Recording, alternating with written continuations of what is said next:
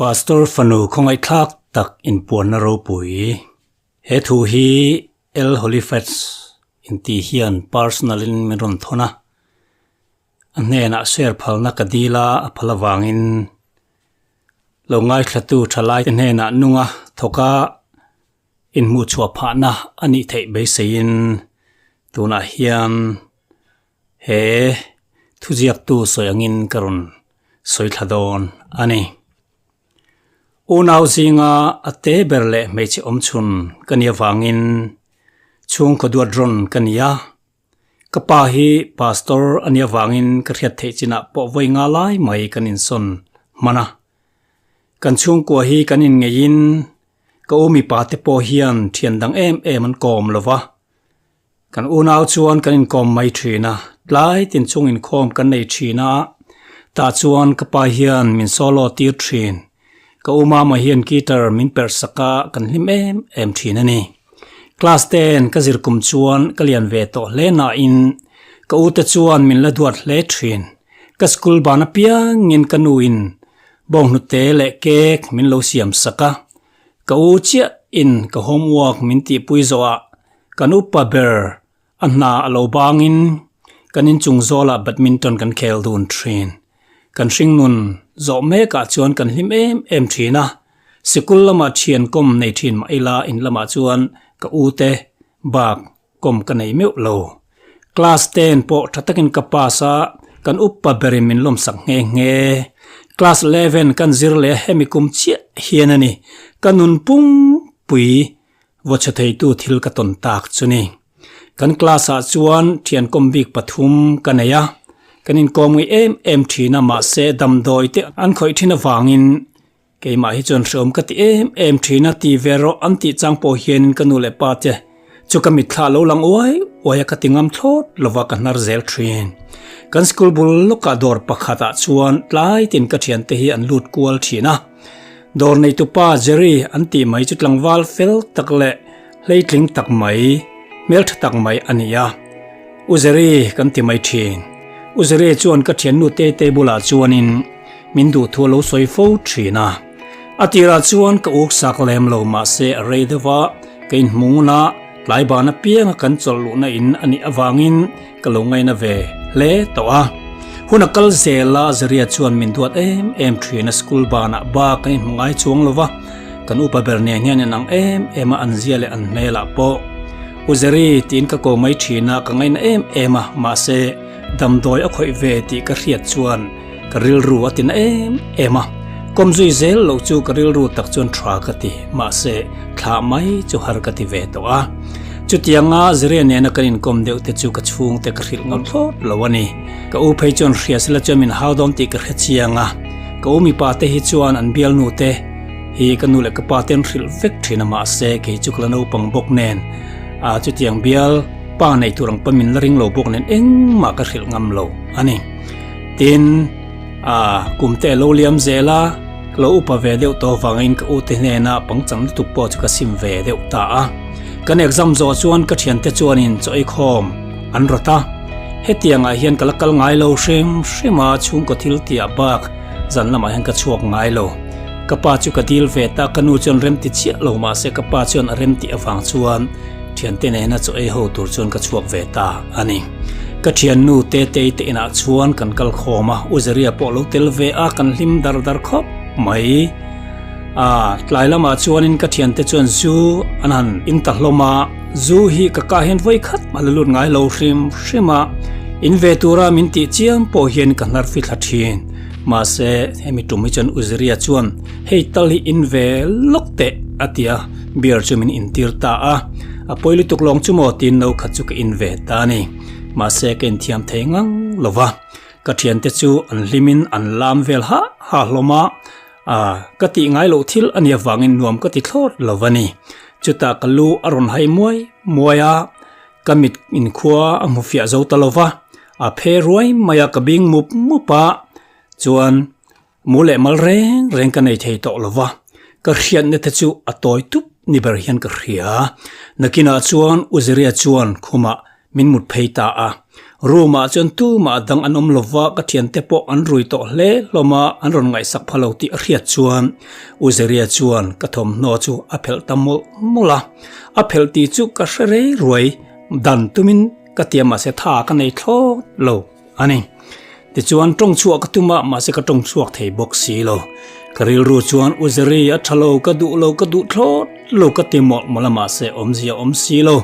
adu to kemin song bola nuam ti na reng ka nei lo kamit khla ka nu le ka pan lo lang oi wa kamit tui chu alung ngoya uzeria chuan ka taksa chu du to kin nom chen na mangta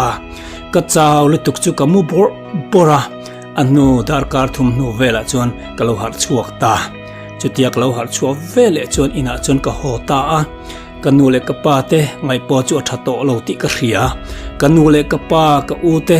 chuan mi lo ngak thrap main thrung takin in chuang ka luta lim tak anga omlui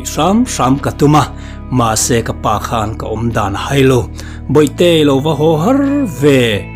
kan ngai athalowa kan ron jong man trep chelom atitam thap mai khan keril ro ne khop maya ka thil ton khar kheve sela chun aril ru avan na don em ka ti fong mai ni uzeri min mangai lo ti ro ke choni thu ka nial ngai lova ka za em che ka u thu ai poni thu ka zom zawk ani sia Mahse nang chuan nom chen nan min hrai rui siamo ka tiril rumol mola ka pa chuan zan rei to mai khonge kan tong trai anga imu phot mai teng atia ti chuan kan muta a khami zana tong khan ka lim thei to reng lo ka lim na zong hi ka ne na tang hen a thok bo ta fik ni hen ka hria a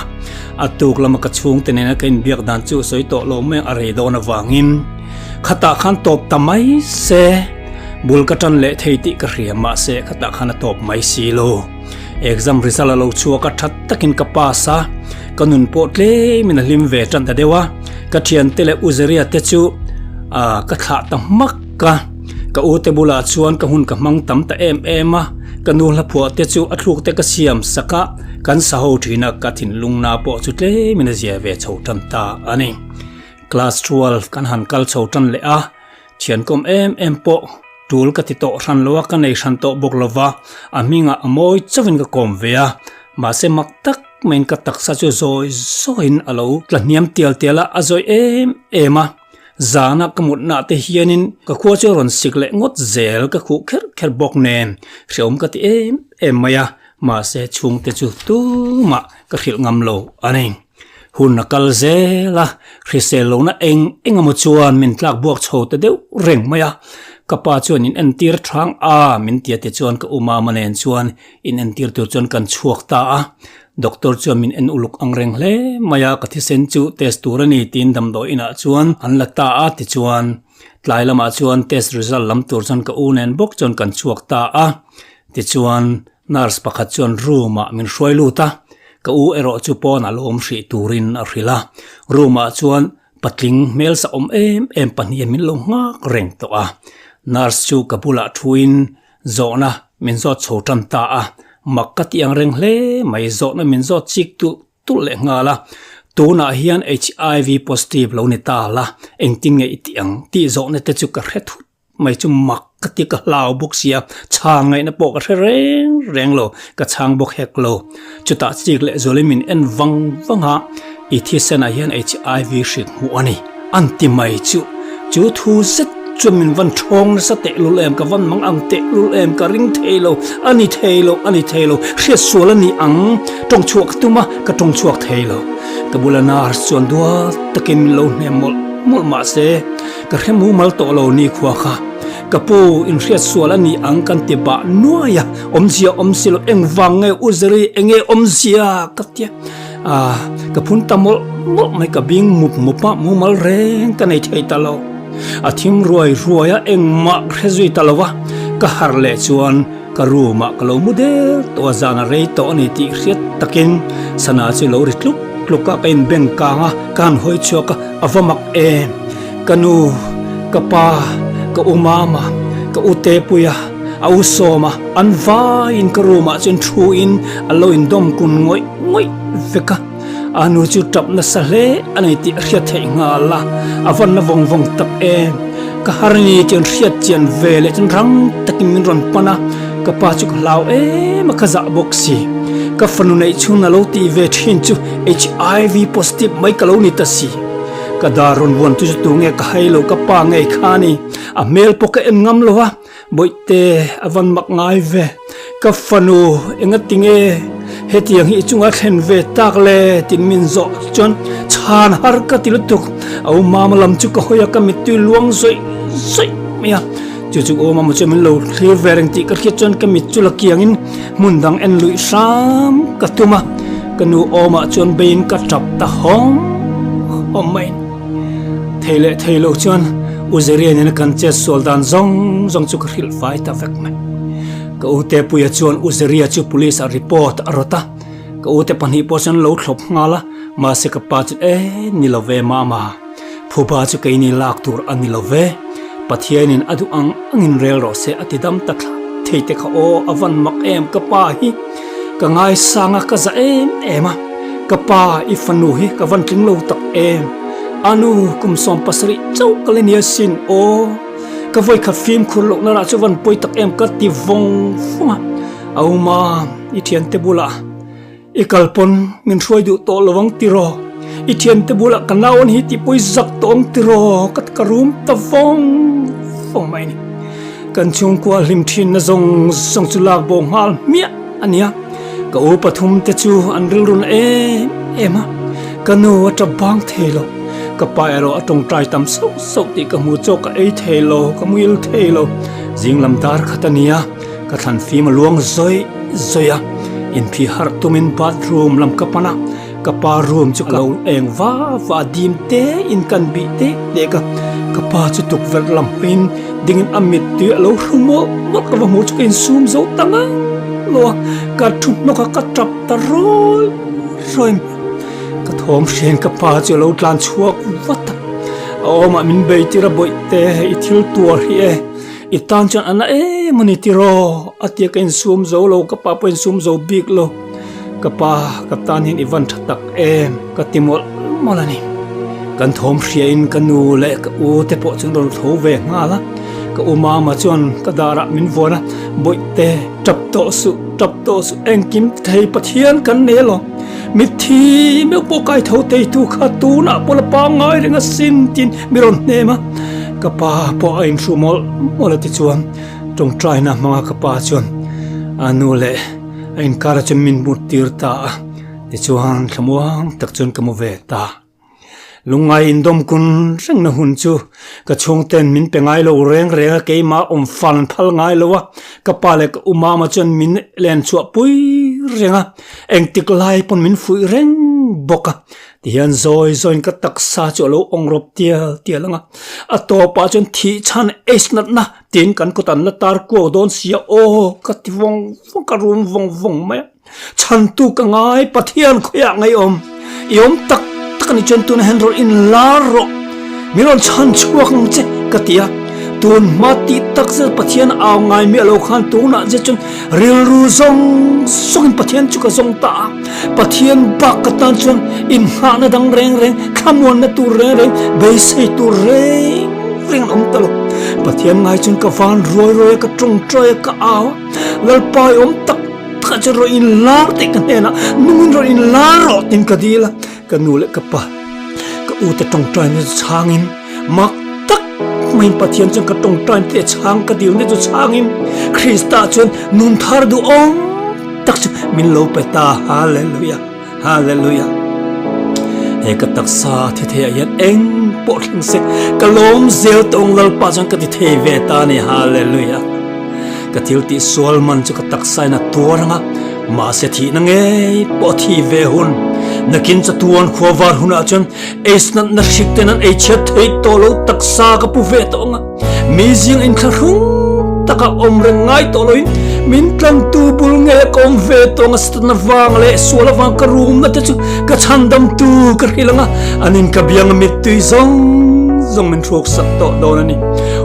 avang hal tak em chu ni lo kheng tur chu ke ma van kanu le ka pa ten zak ngoi ôi à anh ril na zong ten lung anh na zong te po chu muna chon lom na pang par chuak to don ani hallelujah kanu le kapa te ril roi ka tin le ngai to don lo ani chu muna chon chu min ti lim tu beisei na min pe tu ani una te o kha song kha he Pastor Fanu testimony chu ani a he testimony hi ma ngei in aphal angin tu na hian thalai zong te hriat tam kan share du chewa ama anga omvelo turin kanun te ifim khurang u voi khat che swal pal in kha da pal poi theisia hi hre ila kan thatlai hun in thatlai hun te mang thara u thalai te o tin tu nami anga lo che swal to le lo kholo to heng te lo kai to in om pal ani poin beidong reng song che o mangai na chatuan mangai na to ngai lo ngai na min mangai tu chul pa ngai renga chu mangai tu chu ibel phot chon chu ta chon chandam na oma chu ta chon lim na oma beisei na thar inei do ni ti hriaim beidong reng song che pathian la pa ngai renga pathian la chan chuak the che ni ti hriala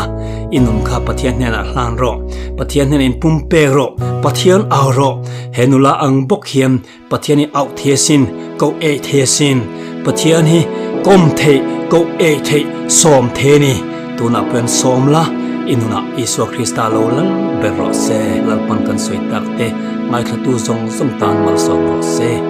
amen thon thu chunga hming zong te hi ming lem vek vu an nia Mahse a story erawh chu thil taktak ani ti kha kan soi du ani kalome